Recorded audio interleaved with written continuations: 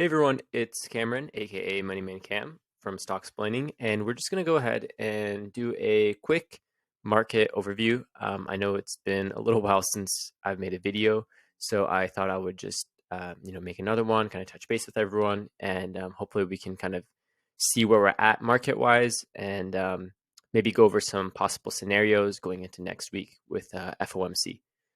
So we're just going to take a look at SPY and QQQ, IWM, VIX. I'm also going to take a look at some futures.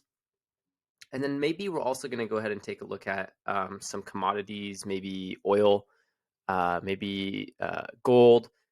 Individual stocks, there are a few that I am watching, and so we'll cover those as well. And then finally, we're going to go over Bitcoin, and then Ethereum, Solana, and Luna. So those are the cryptos that we'll also be covering. So I'm just going to jump right into it. I'm going to be pretty quick about everything. I'm going to try not to ramble too much. So let's just go ahead and get started. Okay, so SPY has been just really, really crazy. If you guys remember, we talked about how we were basically ranging between 428 and about 440-ish. We tried to break out, volume wasn't there. We failed, gapped down, and then we dropped even lower. And then we had another gap up. And yeah, today was a little bit of a mixed day, obviously due to the CPI data. So right now, this is definitely one of the hardest markets that I have ever traded. And I'll give you a little story. So, as you know, we try to focus pretty heavily just on, quick plays, day trades, some swing trades. But, I did a day trade on SPY, and I took about 40% on it. And then I alerted to everyone in the Discord that I was going to be swinging some puts. And these are $418 strike, 311 expiry. So the margin of error is pretty thin. But long story short, within taking the trade, we were already up about 12%. And after hours, we were up about 15 to 16%. So, a lot of people probably could have, I let people know, I said, hey, you can just go ahead and take some profits here. But, I am still holding this. Well, that ended up being a pretty brutal mistake because, you know, literally I was watching futures and the next day we had just an unreal gap up, and I mean we just blasted from 415 all the way up to 428. I mean, I had never seen anything like it. Obviously those puts kind of became toast, so we went from being up about 12% to being down about 85%. So it was definitely a lesson for me, to just, if you have gains, just take the gains, especially right now. I don't think the market is in a place where um, you can swing positions. I think it's very difficult to swing them. You really have to have a lot of catalysts going for you. And I think maybe a broader market ETF like SPY right now, it's just best to stick to day trading it. Maybe you could swing trade individual names or sectors where there is a clear trend and a clear direction. So with SPY right now, what I'm really just eyeing right now is this um, level of resistance that we've kind of established. So we failed to break above this 9 EMA on the daily yesterday. And then today, we also were unable to break it, but we did manage to hold 420. So 420 is a level that I'm going to be watching tomorrow. If we can break this, then I would argue we can make the push back down to about 415. And then if we could break 415, then we can push down to $410. But if we are able to break yesterday's or today's high price of about 426, and we can push above this 9 EMA on the daily, then I think we can make the case that we're probably going to be able to push back towards 433. Maybe we can say we're going to be pushing for our 50% retracement around 434.38. Now, obviously, tomorrow is Friday, so let's take a look at the weekly chart. This weekly chart for me does not look very good. I mean, it's a pretty clear downtrend. we could even go ahead and draw, a trend line right here. I mean, clear downtrend. We have yet to break out. Um, some would argue, yeah, we do have a hammer candle forming on the weekly. Maybe that is something. But then also notice how your 9 EMA on the weekly is crossing below your 50 SMA on the weekly. So this is telling us that shorter term price action is favoring bears, and it's a seller's environment rather than a buyer's environment. So still pretty risk off. Now, even looking at the shorter time frames, you know, on the 4 hour, we've just been pinned below this 50 SMA. Sure, we did manage to break above it a little bit, but then we double topped and then we just broke below. Really, this 50 SMA and this trend line is kind of what I'm still following. But I do still have a bearish bias, even after getting burned on those puts. Is it possible for us to maybe make a push back up to, our 50 SMA on the 4 hour? Sure. Maybe we could make a push to 428, but the real question is whether we're going to be able to break this 9 EMA daily. I think this is the most important indicator right now, because we've just kind of been trending below it the last few days. Now, there was also talk about a death cross forming on SPY. And so, right, we have our daily 50 SMA and our 200 SMA here, and that's crossing. Death crosses, they can be pretty significant, but sometimes they really don't amount to anything. I'll give you an example with Bitcoin. People are always screaming about the death cross that formed. I think it was back in summer or something like that. But then shortly afterwards, Bitcoin made that push from like $28,000 to about 33, and then from 33 all the way back up to like 42. So death crosses in the short term, they could cause maybe a little bit of volatility and maybe a move lower, but just use that as an opportunity to position yourself. So I'm not really going to be trading the news on this death cross that's forming. I'll actually be trading maybe headlines per se, right? Not the actual death cross itself. Futures have definitely been important. I've been tracking them a lot more than I usually do. Um, Good example is day before yesterday. So on Tuesday, when we had that massive move down right at 415, if I was following the futures afterwards, and futures, we basically bottomed, and then we just started kind of working our way back up. And by that morning, I saw that our futures were in a pretty strong position, and we were able to basically blast off the next day, gapped up on SPY, and we just kept going. So futures are definitely important, something I pay a lot more attention to, especially as of late. You could argue that there is on the hourly on the futures, we do have, a rough ascending triangle here. But really what I watch during the futures is I just try to get insights into whether or not um, we are going to have a gap down or gap up. I especially follow futures when I am swinging a position, but I mean, there's only so much you can really do, and you just have to kind of uh, watch other indexes. So I like to watch European indexes, maybe Asian markets, kind of seeing how they traded overnight. That's usually a pretty good indicator. Um, but there is this ascending triangle. It's a pretty rough one. And, today's candle is definitely one of, was a candle of indecision. But, right now we could be potentially forming a bull flag here. But if I had to say, or if someone asked me, is this probably a bull flag or bear flag? Um, if the volume was there and we had pretty significant volume, then yeah, maybe I would say, yeah, okay, bull flag could be in the works, but we have not had very significant volume. Even that move that really caught me off guard on Tuesday, that 3% move in SPY, volume was not very significant. It was pretty average actually. And, that kind of made me a little suspicious. So definitely watch volume as well. It's a very, very good indicator for us.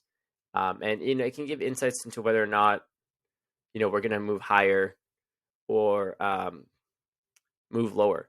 So going into today, I mean, obviously with CPI data, I kind of had a hunch that we were going to move lower uh, because that massive 3% move that we had on Tuesday was not met with the same volume. So we had a massive move, but on pretty average volume. And that kind of was telling me, uh-oh, this is something we need to watch, because if there's no volume, then you're not going to get a breakout and you're not going to get that test towards, 433. So that's definitely something to keep an eye out for. QQQ, not a whole lot to say here. We are doing better, but again, we're right at this range still. Technically broke out of it, but just testing the bottom of this range now again. I would consider it a level of resistance. We have done a little bit better in, holding this area per se, but what I'm really watching as well is that 9 EMA. Same situation. Last 4 days, we've kind of just been trading below it. If we could break above it, then I'm really just looking at this trend line resistance, or maybe around, 341. Not a whole lot to say there. Volume, it hasn't been anything that I've been really, really noticing. Obviously, we kind of had that massive climax, somewhat significant volume. Last 2 days, it's just been pretty minimal. Now, on the weekly, notice how we tested this 100 weekly SMA, and we tested it again. And so far, it's been holding. If we test $320 again, actually scratch that. If we test this 100 SMA, which happens to be at $320 right now, but it could be 321 or 322, or it could be lower. If we test this 100 SMA again and we break, then I think we are going to see a move probably towards our lower level of support, maybe around $300. So this 100 SMA is definitely something that I am keeping a close eye on the weekly. Even looking at 4-hour time frames, again, still pinned below this trend line, still pinned below this 4-hour 50 SMA. We have been for some time now. We've been pinned below it since about February 11th. So it would be pretty significant if we can break above it. I think that would definitely give us the push back to 345. And then maybe we could talk about, completing this retracement towards 350.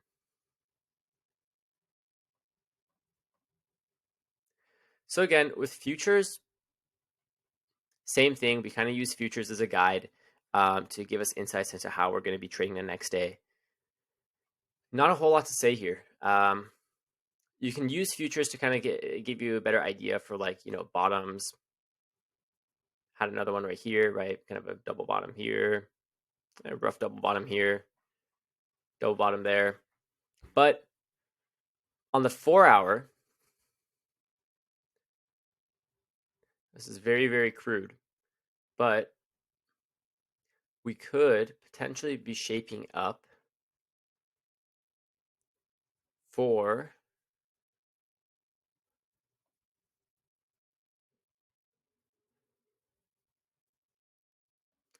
potential head and shoulders there. So that's something I am watching. It's kind of keeping in the back of my mind. It's not very apparent. Maybe if I go to the hourly chart, it would be a little more clear, but very, very rough head and shoulders. Not really something I'm watching too much, but it is kind of something that I'm keeping an eye out for. If we could break below 424.3, then I think that would be pretty notable. IWM, it's definitely fared better than the broader indexes as a whole. If I see if I could extend this line right. Still trading below our trend line. We had an attempted gap up and no volume to sustain it. Um, so really, I'm still watching this 20 SMA and this trend line. But if we can break above it, I think it'll be pretty good for growth stocks. I think we can see a lot of them make some pretty decent moves. Really, all I'm looking at here is a test of the 78.6% retracement with our 50 SMA on the daily. It's about $205. That's the level to watch. Now, on the flip side, if we break below 196 tomorrow, then I'm going to be eyeing this double bottom here around 193. If 193 can't hold, then we're going to be testing 187. But we do have a little bit of room to work with. Bulls are slowly starting to kind of make themselves known, and we are right at resistance. So with some significant volume, we might be able to break through.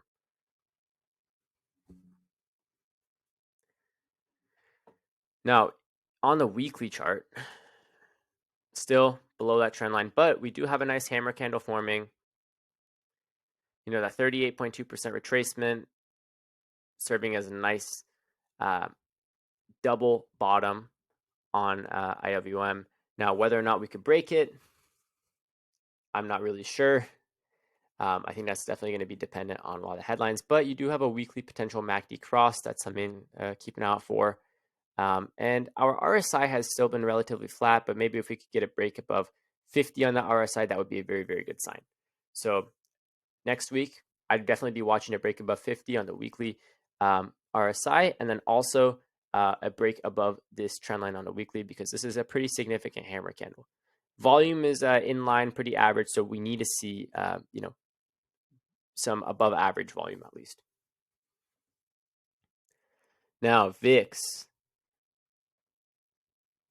This is definitely interesting here. So remember how we identified this channel last week? We were talking about how VIX could definitely be trading between it. If it falls out of it, that would be pretty notable.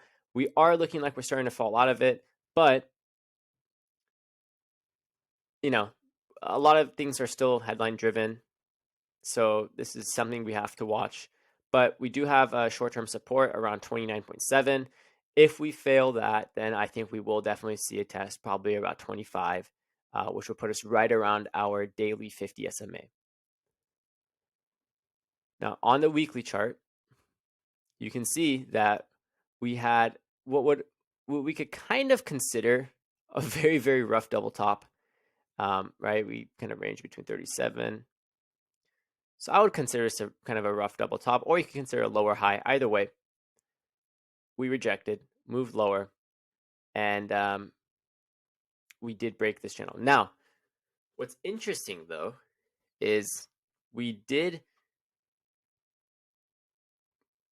start the week higher and finish lower, but relatively speaking, our MACD is still in a pretty clear uptrend, and our RSI is still above 50. So I think the VIX isn't, we're not out of the picture yet. I think there's still going to be a lot of elevated volatility.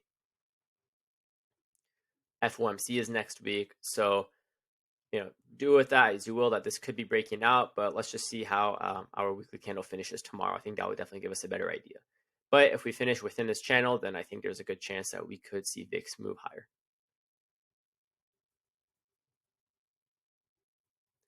Now, there are a few individual names that I am watching that are kind of, interesting. One of them being Tesla. And you can even see I have support level time to buy. This is from our lesson plans that we're actually making. And you can actually access them on our Instagram page, Stock Explaining on Instagram, spelled the same way as the YouTube channel. Definitely check it out. We have our lesson plan on how to read candlestick charts, and then another one on the importance of patterns. And we're going to be releasing many, many more. So definitely make sure to check them out. But anyways, Tesla on the weekly is kind of interesting because we are at this weekly 50 SMA. And even though we did break below it, we did manage to reclaim it and hold well above it. Or sorry, not well above it, but we did manage to kind of hold it. So right now we're kind of pinned between this 9 EMA on the weekly and the 50 SMA on the weekly. So it will be interesting to see if this 9 EMA does end up crossing this 50 SMA, then yeah, I think we're probably going to see a move below 800 at least. But this has definitely caught my interest because we are kind of forming a tightening range around this 200 SMA here.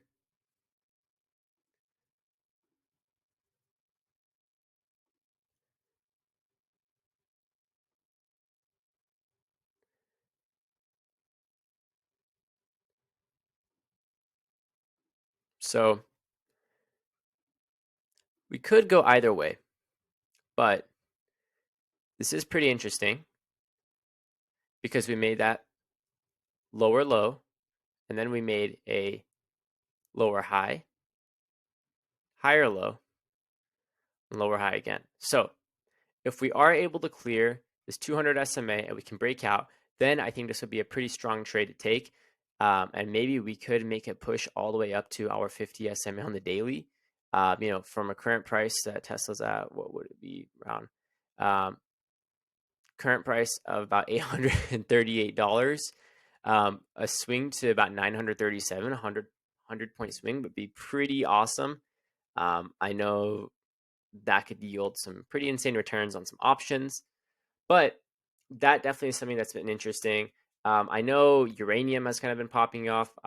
One of our friends in the Discord did a CCJ trade, took about 110% on some 318 contracts that I believe were only about $28 a piece. So that was pretty awesome. Amazon is another one that I am watching. We had this pretty massive gap up. So definitely we have some room now to potentially form a higher low and kind of work our way back up. But overall, kind of market conditions are still not where I want them to be.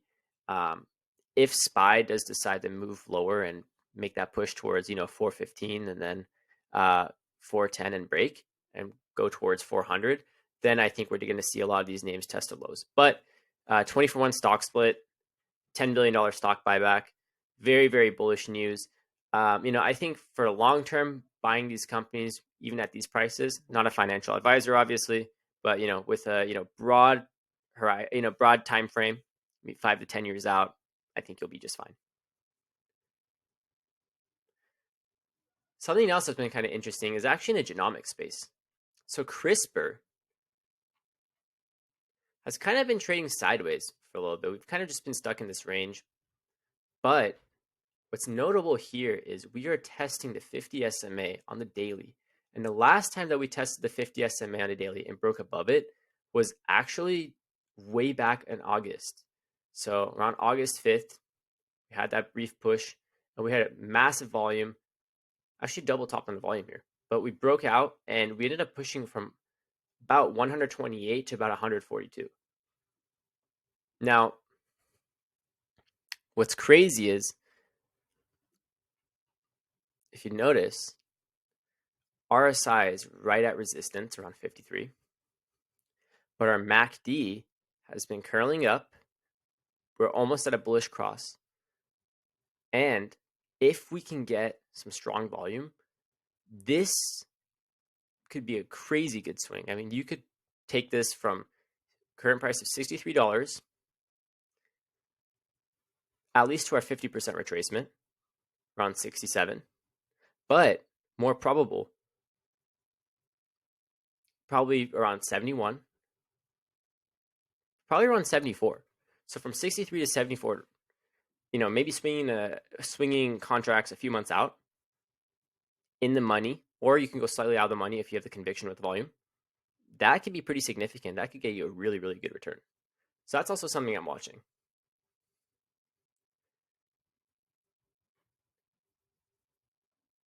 Coin, as you guys know, I'm a big fan of this company. I also think this is definitely very interesting. But right now, if you're just looking to trade,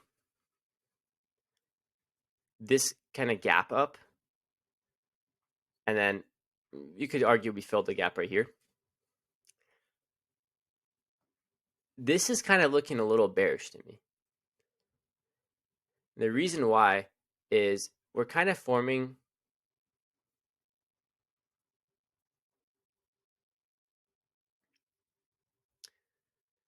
It's a very, very poorly drawn, but we kind of have this descending wedge, and um, right now, broader crypto space has kind of been pumping, but then it just kind of gave back all those gains until we have more conviction in Bitcoin.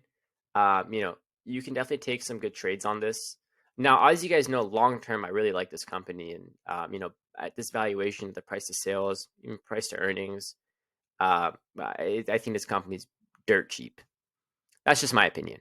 But if you're looking to just trade it and not, you know, buy and hold for the long term, potentially we could see this move lower. You know, we fail to really break out of this 9 EMA. We've kind of just been pinned uh, below it. You know, we try to make some sustained. We can't get a sustained move above it, um, and our volume has been decreasing overall.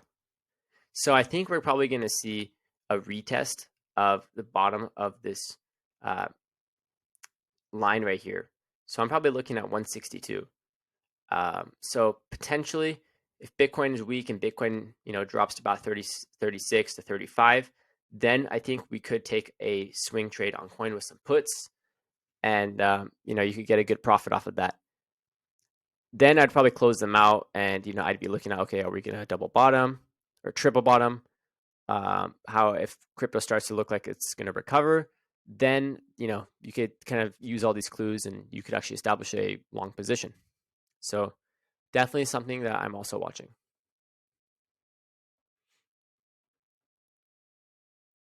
Now, I think the big question right now is a lot of people are kind of looking at oil. And so, a good example is kind of Chevron and Exxon were definitely some plays that I know were really, really popular. But I mean, oil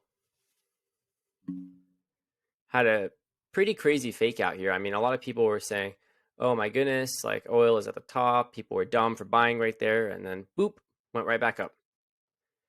I think what people need to understand is it's definitely going to take time for uh, oil prices to be alleviated, even if they release strategic reserves or, you know, other countries, you know, Venezuela, um, Iraq, UAE agree to, you know, raise their oil outputs, even with the Iran deal potentially.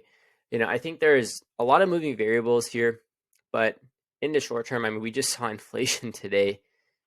Um, you know, I don't necessarily think that oil is done just yet. And as long as oil keeps moving higher like this, you know, this is kind of why I still have a bearish bias overall with the broader stock market.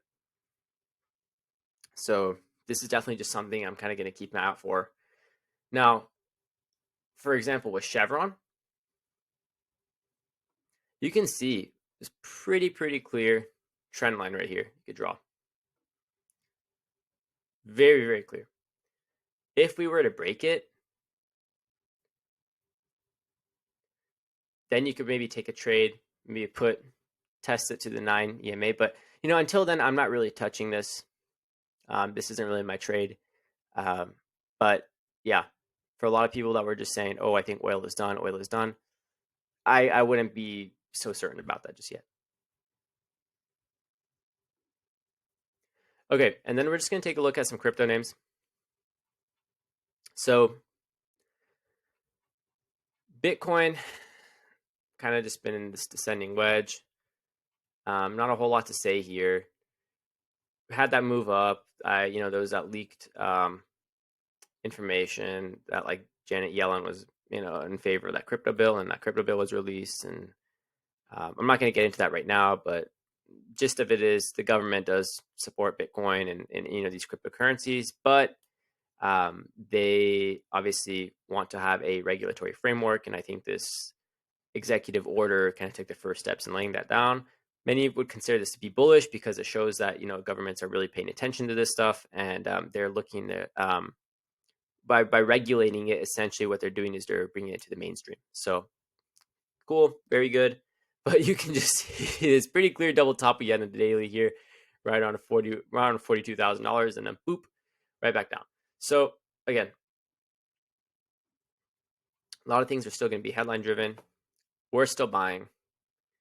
Not a whole lot to be said here, but really just keep an eye out for $44,000, 44,400. If you can break this level, maybe we could get a breakout of here and push towards our daily 200 SMA. But we are kind of back at the bottom of this pennant or bottom of this descending wedge. So definitely something to consider. With some sustained volume, maybe we could see it push back down. As you guys remember, we were talking about how we could see a test of our weekly 100 SMA, which would put us around $33,000. I still think that's likely. These inverted hammer candles not been very, very good signs for Bitcoin. But what is interesting is you do also have a weekly MACD cross. The last time we had that was actually July 26th. That was when Bitcoin made a massive, massive push up. So something to consider. Bears are going to hope that we break below, this $37,500 level that's been really stable. And they're going to hope that we could break that, break 36, and then push lower. But bulls are noticing this, and they are accumulating, and they're going to keep averaging down. And, they know it's an inevitability that Bitcoin will have its day, and it will make its move up. But those are just some levels to watch. Ethereum, possible MACD cross on a weekly forming, but still a little too early to tell. Not a whole lot to say here. We're still in this channel. Lots of indecision. Volume has been overall decreasing. We aren't oversold on the RSI, so there is definitely some room lower. We also did get this weekly 9 EMA crossing below our 50 SMA. So definitely something to consider.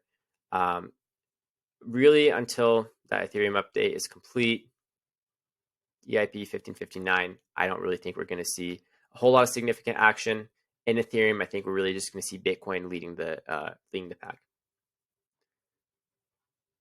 Solana, not a whole lot to say here either. Briefly broke out of this channel. We're back in it. Definitely keeping an eye out for 75.31. That is a decent level of support. If we can hold it, then we could kind of maybe work our way up. But again, similar situation. Our weekly 9 EMA is crossing below our 50 SMA. So price action is still favoring the bears. Now, Luna, this is a really, really crazy one. We did make a new high at 104. But Luna has just been an absolute beast. In the Discord, we actually alerted multiple buys on Luna. We were buying at $45, at $50, at $63, and at $71. So a lot of people in the Discord averaged down, and they are being rewarded very handsomely right now. I like Luna because it's a stablecoin play.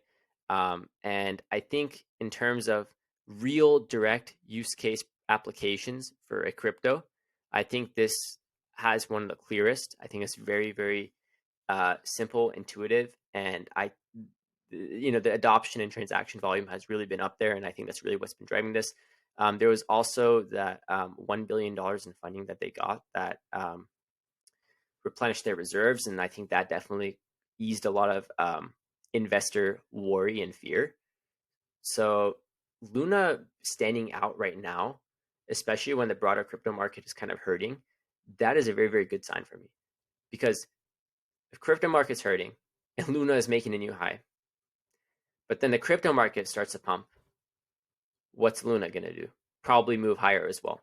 So definitely one of my favorite projects, and I'm excited to kind of see where this goes.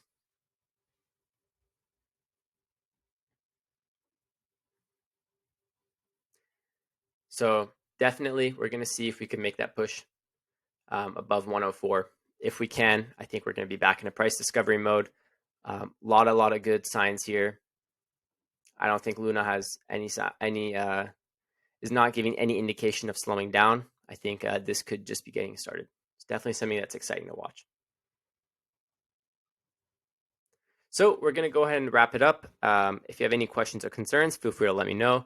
I apologize. This video was supposed to be shorter, but we did go on about a 35-minute video. But yeah, any questions, comments, or concerns, let me know in the comments down below. If you would like to see us cover any specific content, any specific tickers, let me know as well. If you want to join the Discord, you get access to our morning and evening briefs. And then also, you get a really wonderful community. We had some really awesome trades this week. One of our community members had a 462% or 432% return on his put. Another one had some 110%